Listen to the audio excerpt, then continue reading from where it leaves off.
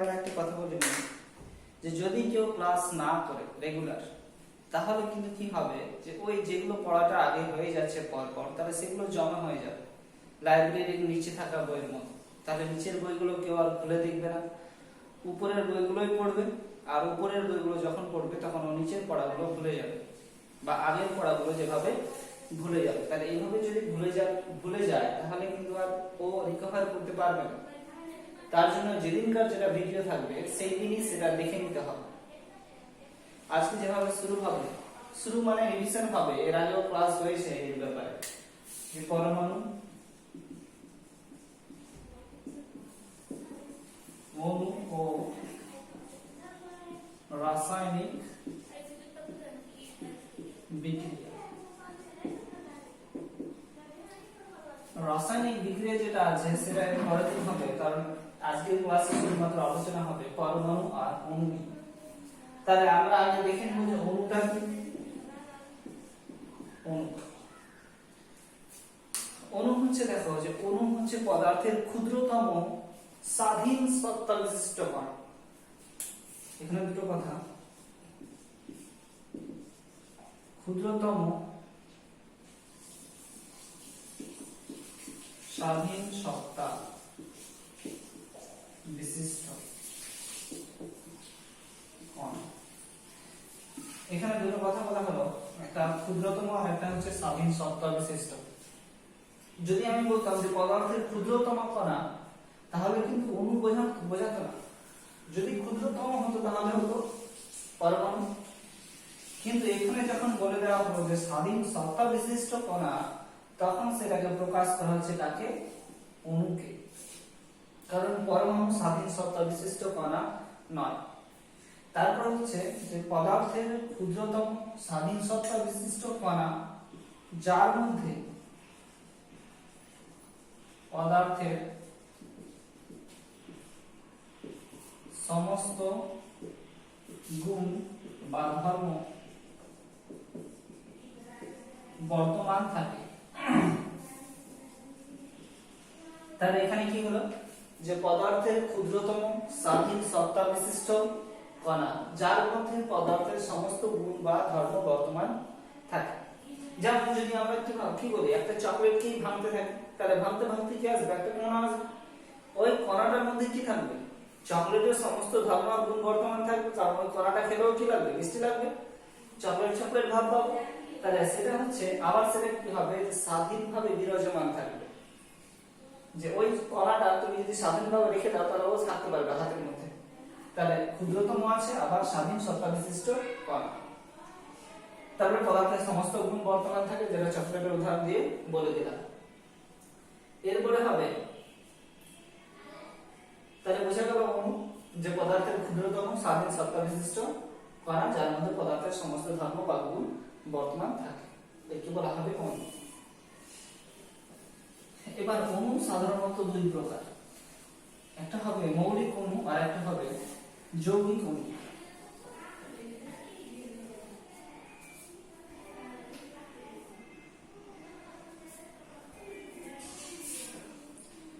অণু দুই প্রকার,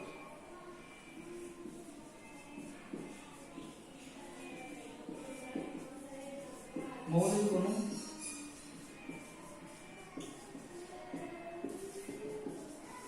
যৌগিক অণু।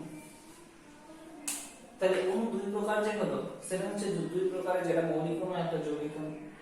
মৌলিক অণু আর যৌগিক অণু বলবো তাকে, যে সমস্ত পদার্থের অণুর মধ্যে শুধুমাত্র একটি পদার্থের অণুই বর্তমান, শুধুমাত্র একটি পদার্থ থাকবে। যেমন ধরে নাও, যেটা যদি আমি এখন সালফারের একটা কোনো টুকরো নিলাম,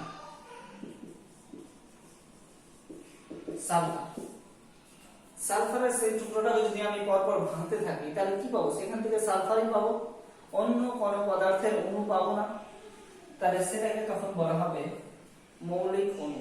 বা আরেক কথায় যদি বলা যায়, যে সমস্ত পদার্থের অণুর মধ্যে শুধুমাত্র একই মৌলের পরমাণু বর্তমান, পরমাণু না বলে অণু বলাটা ঠিক হবে, যে একই মৌলের অণু বর্তমান থাকে, সেই সমস্ত মৌলের অণুকে বলা হবে মৌলিক অণু।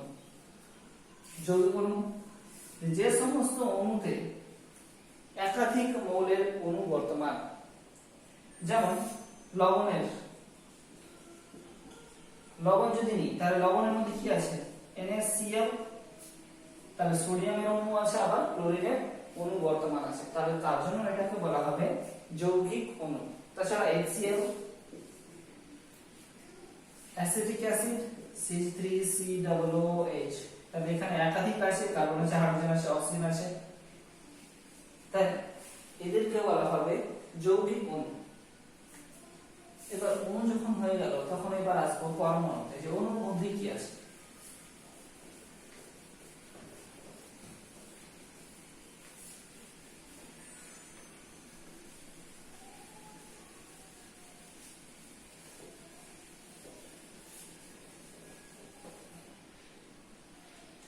পরমাণু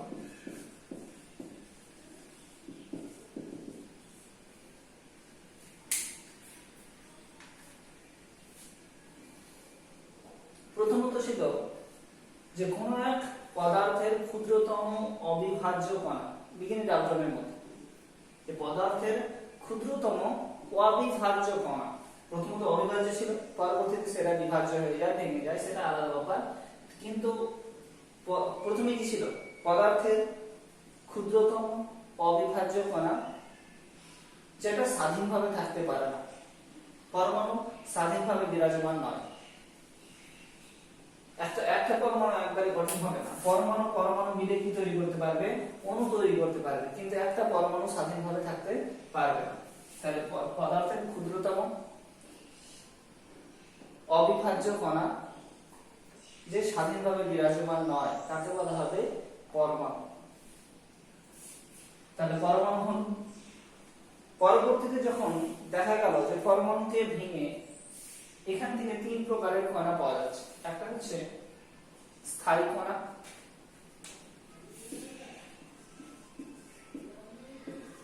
অস্থায়ী কণা, আর একটা হচ্ছে সংমিশ্রণ কণা। স্থায়ী কণার মধ্যে কি আছে, অস্থায়ীর মধ্যে কি আছে, আর সংমিশ্রণের মধ্যে কি আছে। স্থায়ী কণার মধ্যে পাবো ইলেকট্রন, প্রোটন আর নিউট্রন। ইলেকট্রন, প্রোটন আর নিউট্রন, এটা হচ্ছে স্থায়ী কণা। অস্থায়ী কণার মধ্যে পাবো নিউট্রিনো, অ্যান্টি নিউট্রিনো, আর সংমিশ্রণের মধ্যে পাবো আলফা কণা, ডয়টেরিয়াম কণা, মিশ্রণ করা হবে। তাহলে আলফা কণা, ডয়টেরিয়াম কণা, তাহলে এটা হচ্ছে তিন প্রকারের কণা যেগুলো পরমাণুর মধ্যে পাওয়া যায়। এবার স্থায়ী কণার মধ্যে যেগুলো আছে, দেখো আমাদের সিলেবাসে স্থায়ী কণাটা আছে, অস্থায়ী আর সংমিশ্রণ কণা নেই। তাহলে আমরা স্থায়ী কণা সম্পর্কে দেখে নেব যে স্থায়ী কণাগুলো কি কি।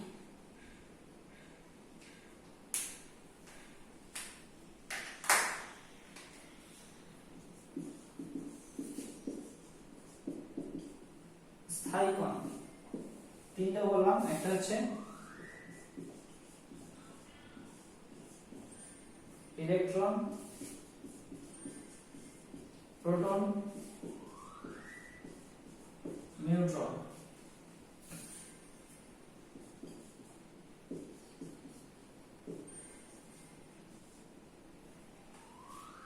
নিউট্রন, তাহলে স্থায়ী কণাগুলোর মধ্যে যেগুলো আছে সেগুলো ইলেকট্রন, প্রোটন আর নিউট্রন আছে। তাছাড়া আমরা জেনে নিব যে একটা পরমাণুর মধ্যে কি কি আছে।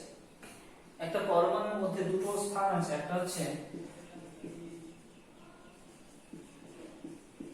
ইলেকট্রন মহল আর একটা হবে নিউক্লিয়াস।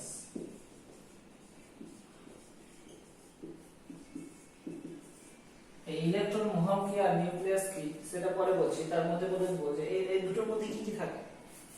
এই দুটো যেটা আছে প্রোটন আর নিউট্রন, এই দুটো থাকবে নিউক্লিয়াসের মধ্যে, আর এই পুরো ইলেকট্রনটা থাকবে শুধুমাত্র ইলেকট্রন মহলে। তাহলে স্থায়ী কণা, ইলেকট্রন, প্রোটন আর নিউট্রন। ইলেকট্রন, প্রোটন আর নিউট্রনের মধ্যে দুটো থাকে পরমাণু নিউক্লিয়াসে আর একটা থাকে ইলেকট্রন মহলে।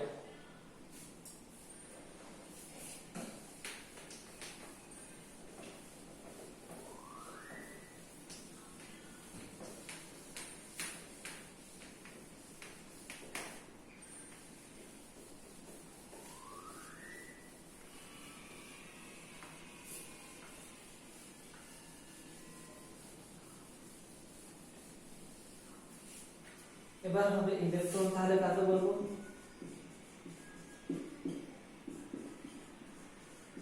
প্রোটন কাকে বলবো? নিউট্রন কাকে বলবো?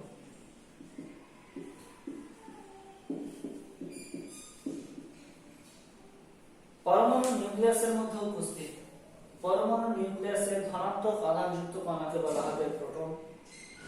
পরমাণু নিউক্লিয়াসের মধ্যে উপস্থিত নিস্তড়িত কণাকে, প্রোটন হচ্ছে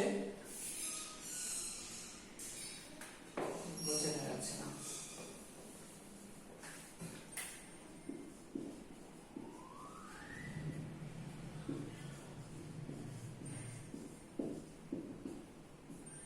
পরমাণু নিউক্লিয়াসের মধ্যে উপস্থিত ধনাত্মক আধানযুক্ত কণা, তাহলে এটা হয়ে গেল ধনাত্মক, পজিটিভ। এটা হচ্ছে নিস্তড়িত কণা।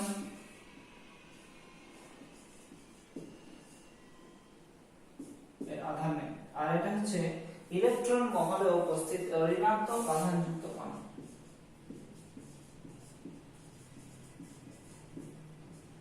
ঋণাত্মক, নেগেটিভ। তাহলে ইলেকট্রন ঋণাত্মক আধানযুক্ত কণা কোথায় উপস্থিত? পরমাণু নিউক্লিয়াসের বাইরে, মানে ইলেকট্রন মহলে। আর প্রোটন ধনাত্মক আধানযুক্ত কণা কোথায় উপস্থিত? এই নিউক্লিয়াসের মধ্যে। আর নিউট্রন নিস্তড়িত কণা, এও নিউক্লিয়াসের মধ্যে উপস্থিত। এবার হচ্ছে তাহলে নিউক্লিয়াস, এটা ইলেকট্রন মহল কি? ইলেকট্রন মহল হচ্ছে যে নিউক্লিয়াসকে ঘিরে একাধিক বৃত্তাকার এবং উপবৃত্তাকার কক্ষপথ যেখানে ইলেকট্রন গুলো বর্তমান থাকে, সেটাকে বলা হবে ইলেকট্রন মহল। তাহলে ইলেকট্রন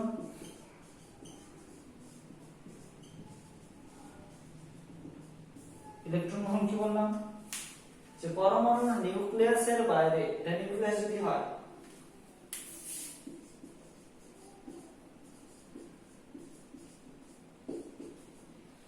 পরমাণু নিউক্লিয়াসের বাইরে একাধিক বৃত্তাকার এবং উপবৃত্তাকার যে সমস্ত পথ থাকে যার মধ্যে কি উপস্থিত ইলেকট্রন বিরাজমান থাকে, তাকে বলা হবে ইলেকট্রন মহল।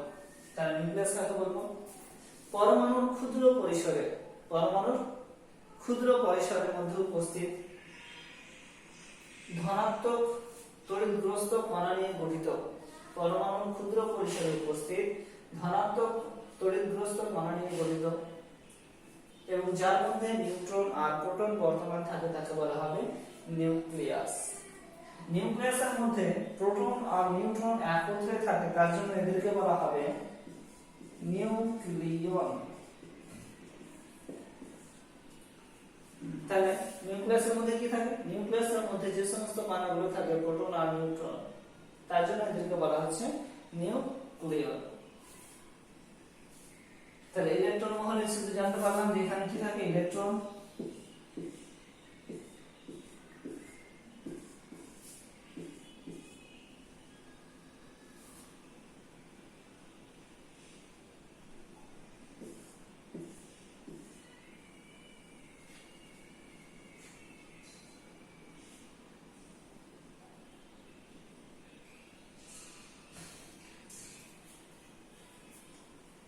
তাহলে এটা হচ্ছে একটা পরমাণুর মডেল যার মধ্যে কটা ইলেকট্রন আছে? একটা, দুটো, তিনটা, চারটা, পাঁচটা, ছটা, 10টা, 11টা, 12টা, 13টা, 14টা। তাহলে 14টা যদি হয় তাহলে সেটা হচ্ছে সিলিকন।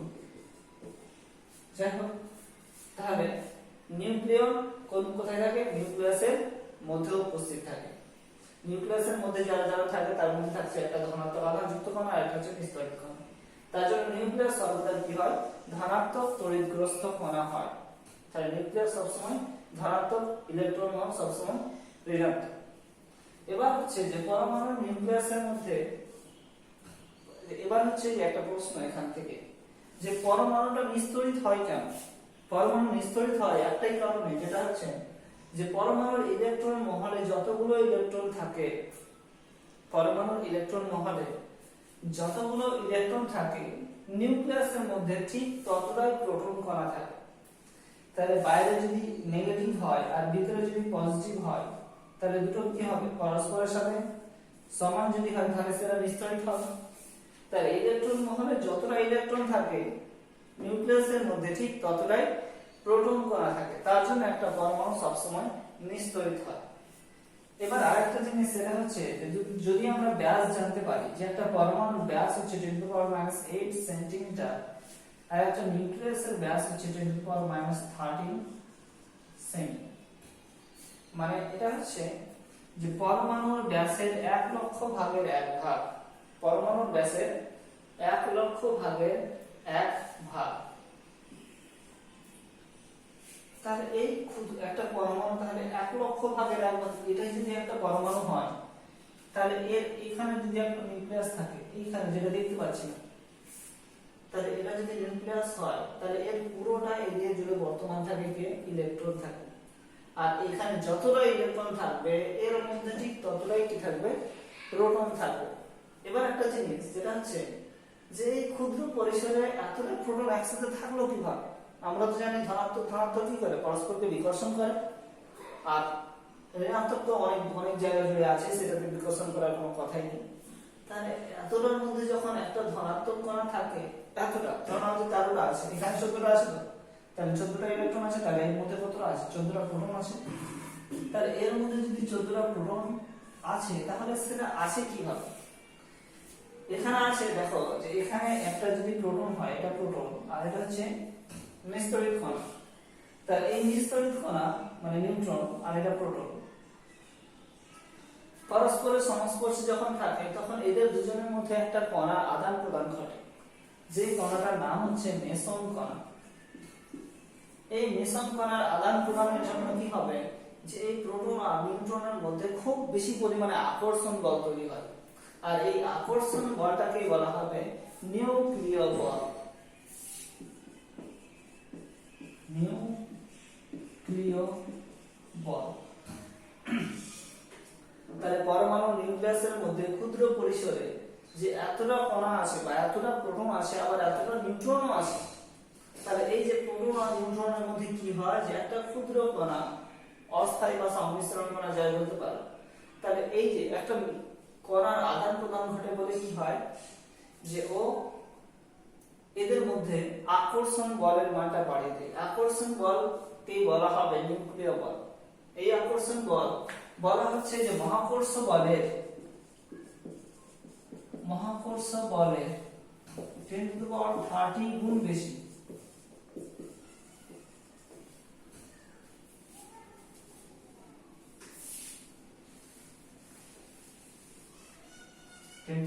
বলছে না, তা পরের দিন বলে দেবো, মনে হয় 30 গুণ হবে, না হলে 10⁻30, যাই হোক। তাহলে এই বলটার মান কি হচ্ছে, মহাকর্ষ বলের তুলনায় অনেক গুণে বেশি। তার জন্য এখানে কি হবে, ক্ষুদ্র পরিসরের মধ্যে প্রোটন আর নিউট্রন পরস্পরের সাথে থাকতে পারছে। এরপরে যেটা হচ্ছে, তাহলে এখানে প্রশ্ন আরেকটা, যে ইলেকট্রন গুলো যে এত বড় জায়গাতে ঘুরছে, তাহলে এই ইলেকট্রন কি আকর্ষণ করছে, এই ধনাত্মক আধান।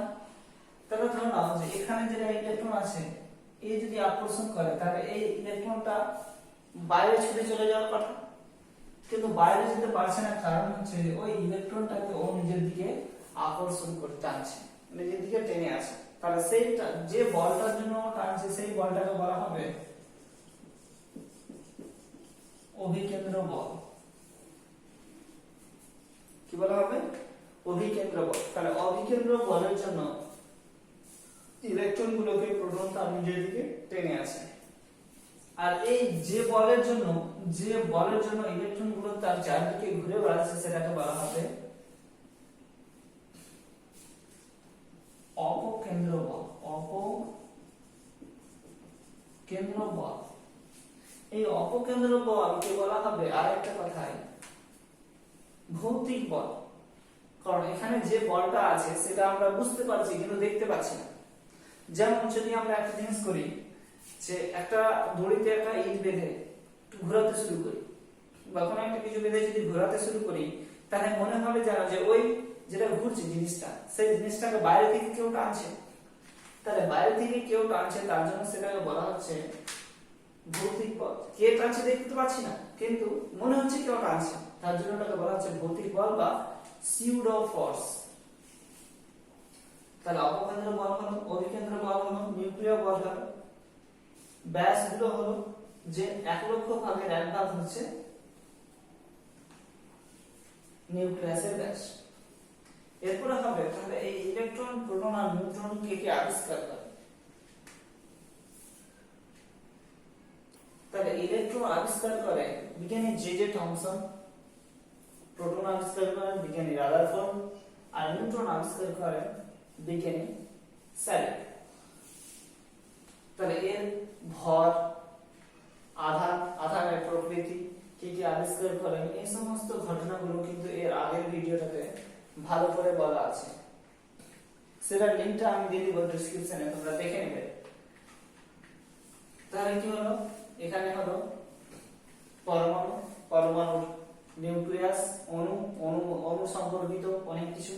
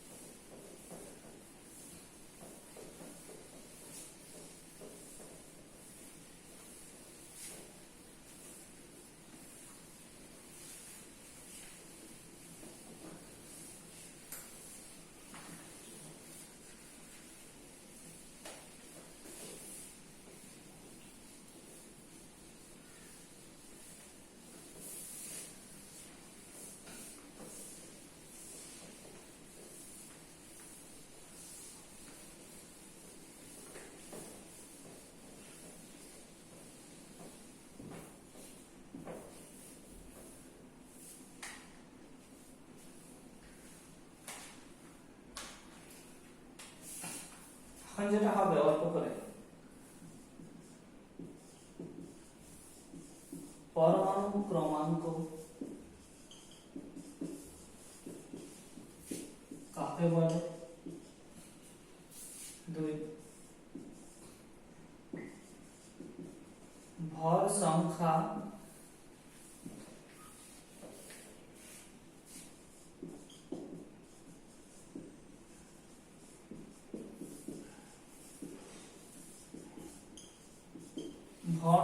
কাকে বলে?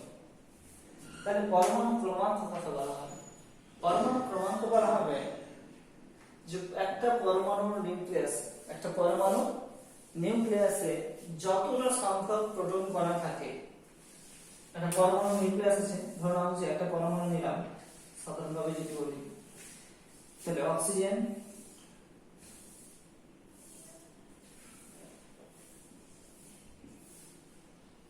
এরকম লেখা হয়। কোন একটা মৌলকে যখন লেখা হয় বা কোন একটা অক্সিজেনকে যখন লেখা হলো, তখন অক্সিজেন 8 লেখা হয়। কারণ হচ্ছে যে এই 8টা হলো এর পরমাণু নিউক্লিয়াসের মধ্যে উপস্থিত প্রোটন সংখ্যা। তাহলে পরমাণু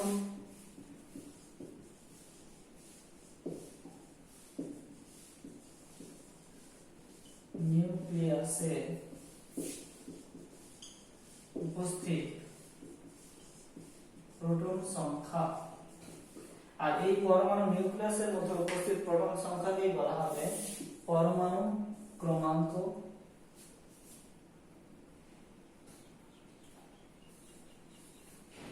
আর ভর সংখ্যা কাকে বলা হবে? ভর সংখ্যা বলা হবে যে পরমাণু নিউক্লিয়াসের মধ্যে উপস্থিত, তাহলে নিউক্লিয়াসই আছে, নিউক্লিয়াসের মধ্যে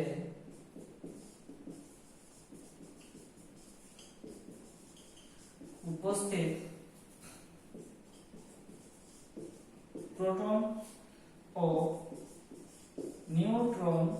সংখ্যার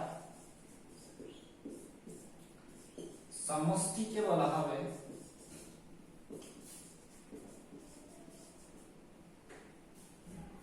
ভর সংখ্যা।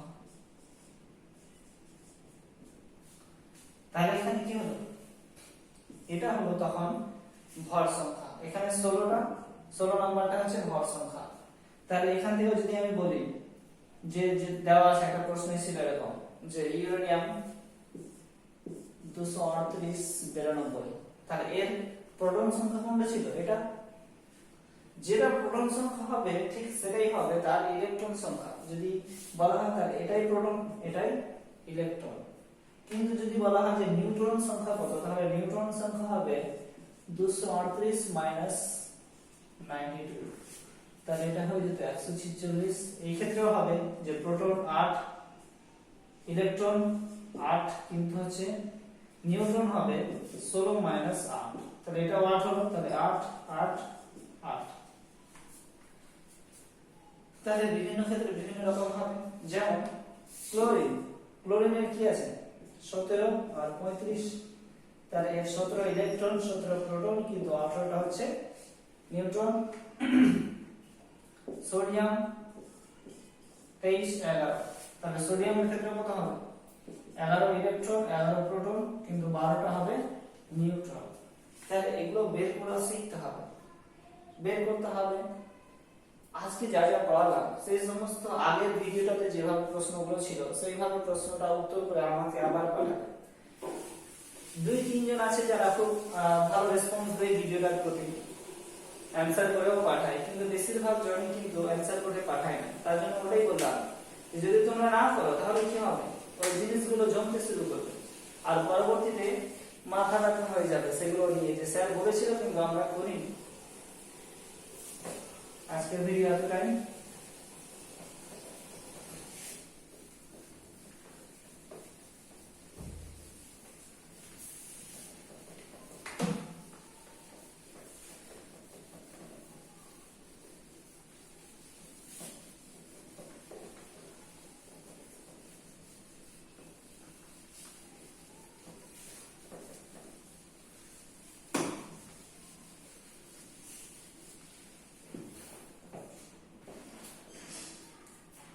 আরেকটা জিনিস, যদি পরীক্ষা নেওয়া হয়, অনলাইনে তো পরীক্ষা হবে আমাদের যাই হোক, কিন্তু অন্যান্য যদি পরীক্ষা নেওয়া হয় তার মানে এটা নয় যে তোমরা পড়বে না, পড়তে হবে। যদি গভর্নমেন্ট পাস করিয়েও দেয় তাহলে তোমাদের পরবর্তী ক্লাসে গিয়ে যখন 80 উঠবে তখন তো সমস্যা হবে। তার জন্য কি করতে হবে, আমাদেরকে পড়ে নিতে হবে যে যে হিসাবে চলছে ক্লাসগুলো। তোমাদের তো ভাগ্য ভালো যে ক্লাসও হচ্ছে, যারা হাই স্কুলে পড়ছে তাদের কথা ভাবো যে ওরা না কিছু শিখতে পারছে না ওদের ক্লাস হচ্ছে, তাহলে ওরকম করলে তো নষ্ট হয়ে যাবে। তার জন্য পড়া করে রাখতে হবে যাতে পরবর্তীতে তোমরা ভালো করে বুঝতে পারো, তোমাদের অসুবিধা না হয়। ঠিক আছে, যাই হোক পড়াটা নিজে থেকে করতে হবে, আমরা শুধু বলতে পারবো, পড়া করিয়ে দিতে পারবো।